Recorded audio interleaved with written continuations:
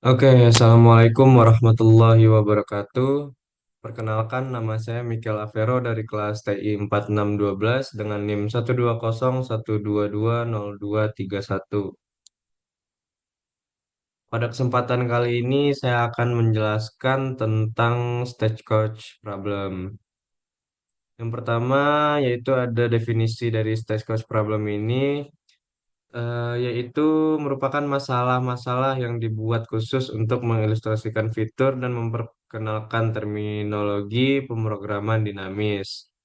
Nah, di sini hal yang menariknya berkisah tentang seorang pencari keberuntungan mitos di Missouri yang memutuskan untuk pergi ke barat untuk bergabung dengan di California pada pertengahan abad ke-19.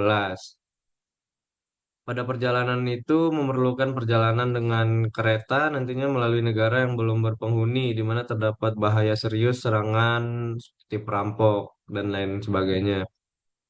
Meskipun titik awal dan tujuannya telah ditetapkan, ia memiliki banyak pilihan mengenai negara bagian mana atau wilayah yang kemudian menjadi negara bagian yang akan dilalui dalam setiap perjalanannya nantinya.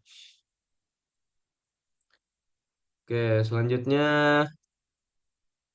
yaitu si pencari keberuntungan ini merupakan orang yang bijaksana dan cukup memperhatikan keselamatan dirinya sendiri. Setelah berpikir beberapa lama, dia pun menemukan cara yang cukup cerdas untuk menemukan rute teraman menurutnya. Polisi asuransi jiwa ditawarkan kepada penumpang kereta karena biaya polisi untuk menaiki kereta tertentu didasarkan pada evaluasi yang cermat terhadap keselamatan perjalanan tersebut. Rute teraman haruslah rute dengan polisi asuransi jiwa yang paling termurah.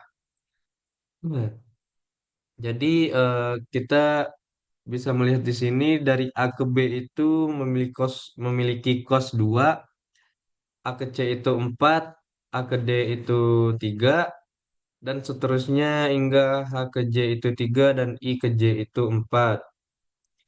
Nah, dari kos-kos tersebut tadi kira-kira diagramnya seperti ini. Di mana tadi seperti yang sudah dijelaskan A ke B itu 2, A ke C itu 4 dan A ke D itu 3 dan seterusnya sehingga ya J. Oke, selanjutnya kita masuk di solving the problem. Nah, pertama kita memperhatikan bahwa pendekatan jangka pendek dan memilih proses termurah yang ditawarkan oleh setiap tahapan berturut-turut tidak perlu menghasilkan keputusan optimal secara keseluruhan. Dengan mengikuti strategi ini akan menghasilkan rute A, B, F, I, J dengan total biaya sebesar 13. Tetapi mengorbankan sedikit pada satu tahap mungkin memungkinkan penghematan yang lebih besar setelahnya. Misalnya pada rute ADF secara keseluruhan lebih murah dibandingkan rute ABF. Salah satu pendekatan yang mungkin untuk memecahkan masalah ini yaitu dengan menggunakan trial and error. Namun, jumlah rute yang memungkinkan sangatlah besar, dan menghitung total biaya untuk setiap rute bukanlah tugas yang menarik menurutnya. Beruntungnya pemrograman dinamis memberikan solusi dengan upaya yang jauh lebih sedikit dibandingkan enumerasi yang menyeluruh, di mana pemrograman dinamis ini dimulai dengan sebagian kecil dari masalah awal dan menemukan solusi optimal untuk masalah yang lebih kecil. Kemudian secara bertahap memperbesar permasalahan, mencari solusi optimal saat ini dari solusi sebelumnya hingga permasalahan awal terpecahkan secara keseluruhan. Nah, selanjutnya untuk masalah kereta sekarang.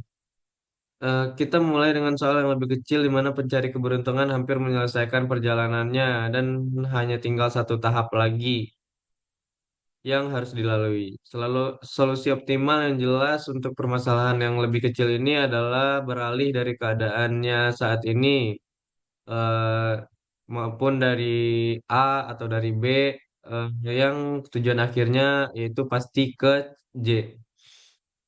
Pada step iterasi berikutnya masalahnya diperbesar dengan menambah satu jumlah tahapan yang tersisa untuk menyelesaikan perjalanan. Untuk masalah yang lebih besar ini, solusi optimal untuk menentukan kemana selanjutnya dari setiap keadaan yang mungkin dapat ditemukan dengan relatif mudah dari hasil yang diperoleh pada iterasi sebelumnya. Nah, kita masuk kepada formulasi-formulasi yang akan kita gunakan. Yang pertama yaitu ada XN dengan N-nya itu merupakan stage-stage-nya nantinya. Eh, Selanjutnya ada Fn S, XN yaitu total cost keseluruhannya dan XN bintang merupakan total minimum cost-nya. Oke, kita langsung ke tahap pertama atau langkah pertama. Kita mulai dari stage 4. Seperti yang saya katakan tadi, N itu merupakan stage. Makanya di sini itu N sama dengan 4. Dan diperoleh H ke J-nya itu dengan cos 3, sedangkan I ke J-nya dengan cos 4. Kita lanjut untuk stage 3 ya. Untuk stage 3 ini N-nya sama dengan 3. eh, Lalu, nah ini dari E ke H itu memiliki kos bernilai 4.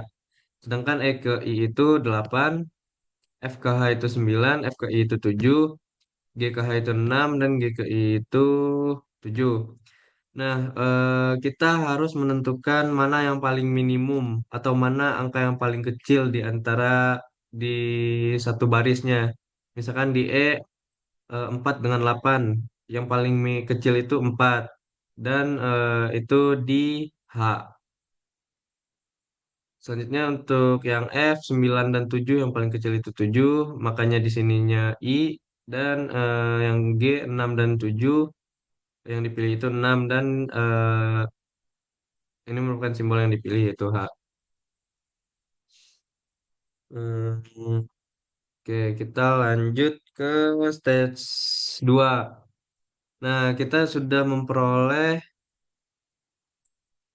mendapatkan dari stage sebelumnya, ini yang kita peroleh dari B ke E itu 11, B ke F itu 11, dan B ke G itu 12. Nah, sama seperti tadi, kita melihat yang paling minimum atau yang paling kecil.